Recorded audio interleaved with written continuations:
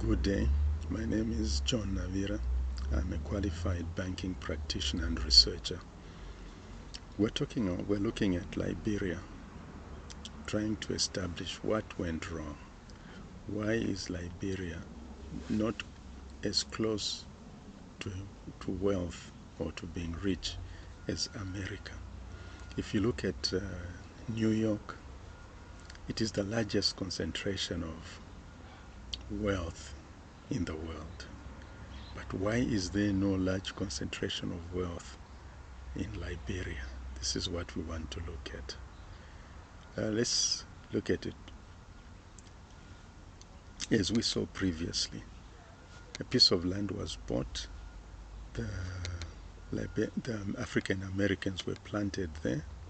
They were prohibited from trading. Let's see what happened. They got their independence in 1847. They struggled for some time. They issued their own money, and the paper currency, that is. And the first loan was raised in London in 1871, and it was £100,000. Its purpose was to redeem currency notes issued and to fund economic development efforts. It was secured with future customs receipts. I don't have to tell you that the customs revenue receipts were never sufficient to expand this debt. And also the purpose of the loan was to redeem paper currency. And I must mention that there was also many other currencies circulating during that time. The currency continued to depreciate. They had to resort to burning a portion of the paper currency to bring the paper currency nearly at par value with gold coin. Remember, I've always lamented that the colonialists trained us, convinced us to believe that money was a thing, a commodity, and it must be kept scarce. By 1910, the quantity of British silver coin issued in West Africa exceeded the quantity issued within Britain.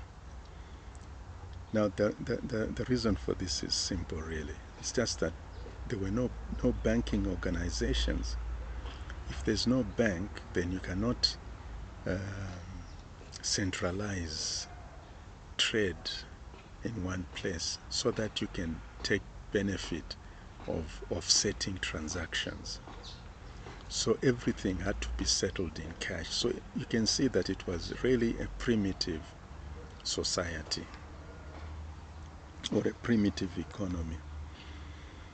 By 1912, they were looking for loans. By 1926, the Firestone Company established a rubber plantation, and they borrowed, Liberia borrowed $5 million from America, secured on whatever rubber was going to be produced. So rubber became the backbone of the economy.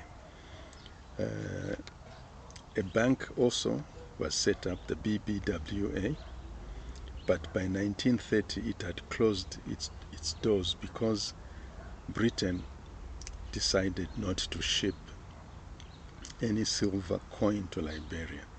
I suppose this was because Liberia had now moved into the ambit of America.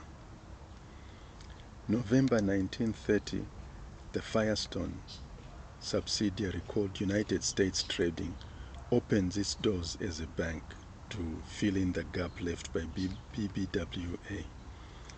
In 1939, 9 years later, the currency continued to depreciate. Firestone commissioned Princeton economist Edwin Kemmerer to write a plan for monetary reform in Liberia. I've been trying to look for this plan, but I have not been able to find it. So here we have a small minority group of African Americans struggling to maintain dominance over a larger indigenous majority. The freed slaves behaved more like colonialists. They were the elite. In point of fact, They ruled Liberia from independence until they were overthrown by Samuel Doe, Master Sergeant Samuel Doe, in the year 2000. So they brought this upon themselves. Most of the money that they were borrowing, they were using to fund their luxurious life. They missed Egypt. They missed Egypt. They missed the lamb, the fat that they were given in Egypt. So they sought to recreate that life in Canaan, the promised land. If you like this video, please click like and subscribe. I'll be back with my final on Liberia. Thank you.